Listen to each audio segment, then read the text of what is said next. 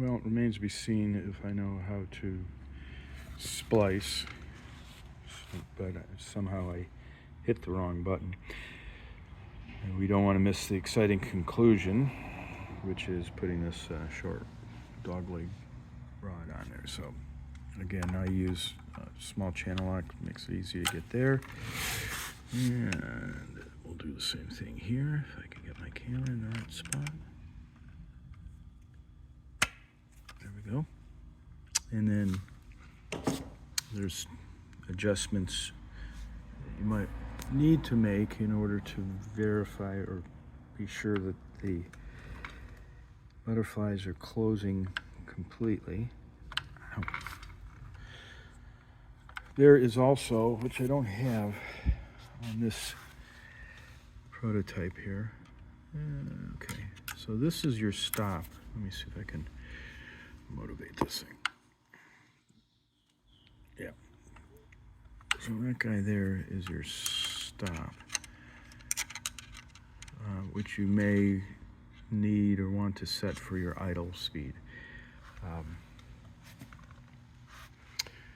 Unlike the actual SPICA setup, there's no idle air circuit, so the butterflies would need to be opened up a little bit. So there's two approaches to that, and we're still debating. But I think we're gonna end up with a small, I don't know if you can see that, a small screw here that you would adjust to push this piece out. The other option is to use the SPICA stops that control the sweep of this bell crank, but I think we're finding that there's frankly just too much slop in this linkage here that it was not satisfactory. This is a whole lot easier to use. This may be more accurate, so more than likely we'll give you the option, and as long as you know what it is you're trying to accomplish, you should be good. Okay, so beyond that, this obviously gets tightened up, and the fuel delivery system will go here. You'll have a 90 and a small filter here that's accessible so that you can replace it or clean it periodically. And then obviously it goes back, and there's a fuel delivery board with the fuel pump, fuel filter, and a regulator. But that is basically it on the fuel side. We'll definitely have a separate video on this, but this is the arrangement on the electrical side. So where the SPICA pump was mounted, we use those mounting points. Again, we have to pull, ideally we pull the studs off, and then we mount the coil pack here. We use the studs from the SPICA belt guard to mount the bracket for the crank position sensor, and then we replace the factory pulley with a trigger wheel on there. And that is the lion's share. Oh, there is one other thing, sorry. Lion's share of the assembly work on the engine.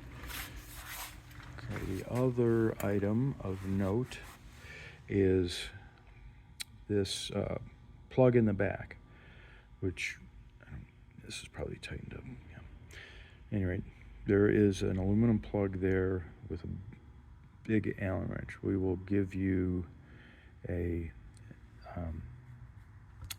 Allen rod, I guess you want to call it, which you can put in there and use your probably 1/2-inch drive to pull that out, and then you'll get this adapter, and this is the coolant sensing unit, sender, and that will plug in. This is all just plug-in stuff. That's for the ECU. This is essentially the same thing, but that's for your gauge. And no, we can't use one to do both. It has to be separate. And then these are EV6 connectors for the injectors. So you'll obviously have four plugs to plug in there. And then this is your throttle position sensor. This will be a different end. I'm going to replace that with a Deutsch connector, just for consistency. To be honest, I have no clue where you get these connectors. I find them actually very difficult to work with anyway, but it's what comes with this throttle position sensor. So anyway, this will be replaced. So throttle position sensor, coolant sensor, crank sensor, and there's one more sensor, the ambient air temperature sensor, which presumably you're going to use your SPICA air box, and so you'll just need to drill a hole to mount the air sensor, which is very similar to this, and it should not be a big deal. That is the conclusion to this exciting video. I guess this is part 2, unless I can figure out how to splice them together.